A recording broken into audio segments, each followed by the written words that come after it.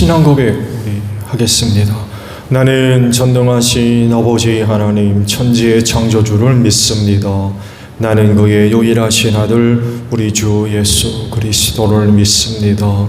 그는 성령으로 잉태되어 동정녀 마리아에게서 나시고 본디오 빌라도에게 고난을 받아 십자가에 못 박혀 죽으시고 장사된 지 사흘 만에 죽은 자 가운데서 다시 살아나셨으며 하늘에 오르시어 전능하신 아버지 하나님 우편에 앉아 계시다가 거기로부터 살아있는 자와 죽은 자를 심판하러 오십니다. 나는 성령을 믿으며 거룩한 공교회와 성도의 교제와 죄를 용서받는 것과 몸의 부활과 영생을 믿습니다. 아멘. 찬송가 179장 보시죠.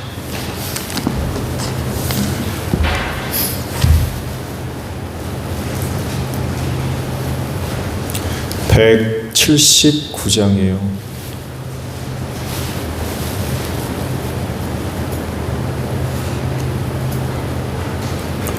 주 예수의 강림이 가까우니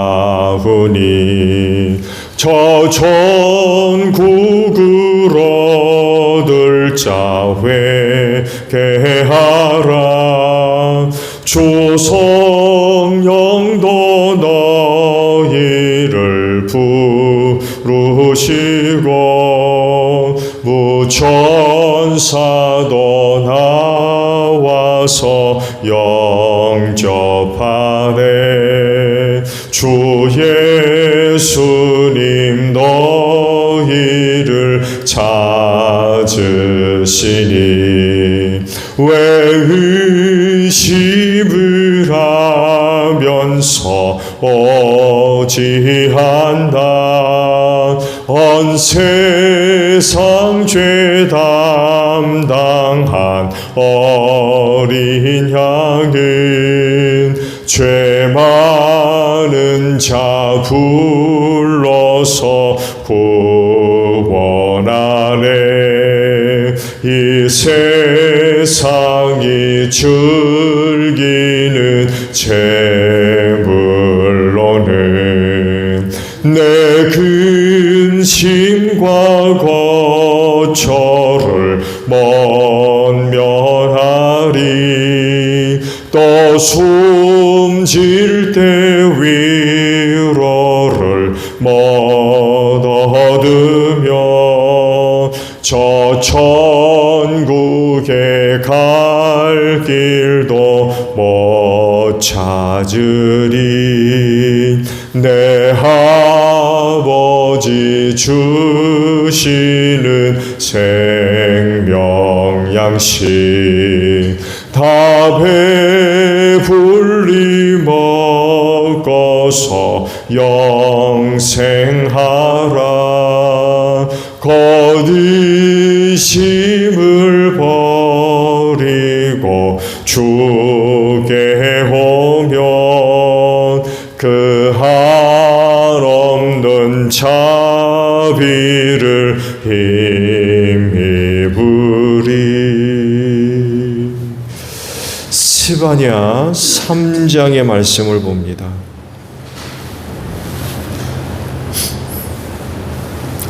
스바냐 3장 1절에서 8절까지예요. 망하고야 할 말 도성아, 반역하는 도성, 더러운 도성, 억압이나 일삼는 도성아, 주님께 순종하지도 않고 주님의 충고도 듣지 않고 주님을 의지하지도 않고 하나님께 가까이 가지도 않는구나. 그 안에 있는 대신들은 느르렁거리는 사자들이다. 재판관들은 이튿날 아침까지 남기지 않고 먹어치우는 저녁 이리때다. 예언자들은 거만하며 믿을 수 없는 자들이고 제사장들은 성소나 더럽히며 율법을 범하는 자들이다. 그러나 그 안에 계신 주님께서는 공평하시요 부당한 일을 하지 않으신다. 아침마다 바른 판결을 내려주신다. 아침마다 어김없이 공의를 나타내신다. 그래도 악한 자는 부끄러운 줄 모르는구나. 내가 문 나라를 칼로 베었다. 성 모퉁이의 망대들을 부수고 길거리를 지나다니는 자를 없애어 거리를 텅 비게 하였다. 성읍들을 황폐하게 하여서 사람도 없게 하고 거기에 살 자도 없게 하였다. 내가 너에게 일렀다. 너만은 나를 두려워하고 내가 가르치는 대로 하라고 하였다. 그러면 내가 벌하기로 작정하였다가도 네가 살 것을 없애지는 않겠다고 하였는데도 너는 새벽같이 일어나서 못된 일만 골라서 가면서 하였다. 그러므로 나를 기다려라. 나 주의 말이다. 내가 정의로 나설 때까지 기다려라. 내 민족들을 불러 모으고 나라들을 모아서 불같이 타오르는 나의 이 분노를 그들에게 쏟아놓기로 결정하였다. 온 땅이 내 질투의 불에 타 없어질 것이다. 아멘. 오늘은요, 방금 보신 8절 상반절에 있는 말씀을 함께 나누려고 합니다. 나를 기다려라 라는 말씀입니다. 하나님을 섬기는 사람들에게 기대치가 있죠. 기대하는 바가 뭡니까? 거의 100% 은혜일 겁니다.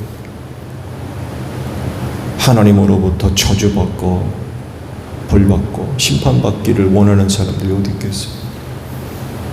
한 사람도 없어요.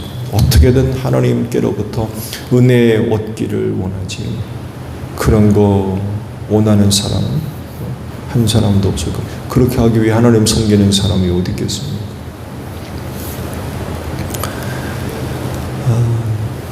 또 이런 이유와 목적이 되어 있는 사람들도 있죠. 하나님 왜 섬기느냐라는 물음 앞에 복 받으려고요. 뭐 잘 되려고요. 뭐 이런 이유도 기복신앙이라고 하죠.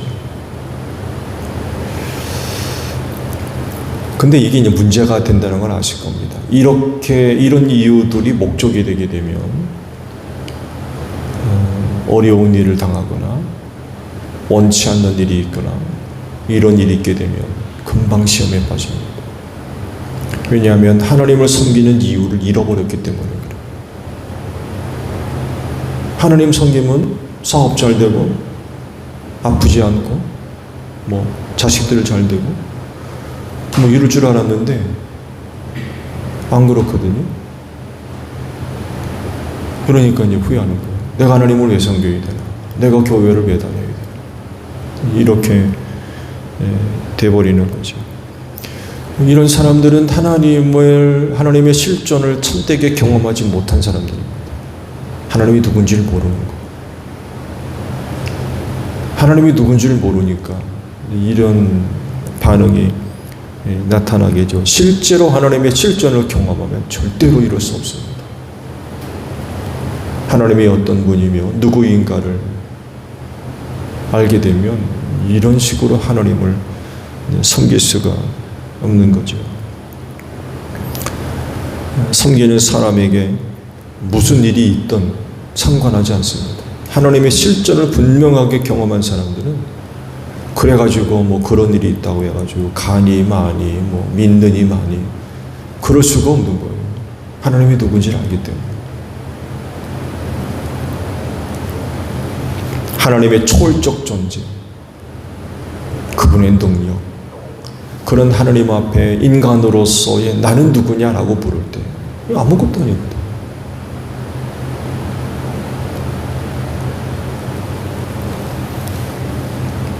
하나님의 실존을 분명하게 경험하게 되면 그런 것에 이렇게 흔들리지 않죠.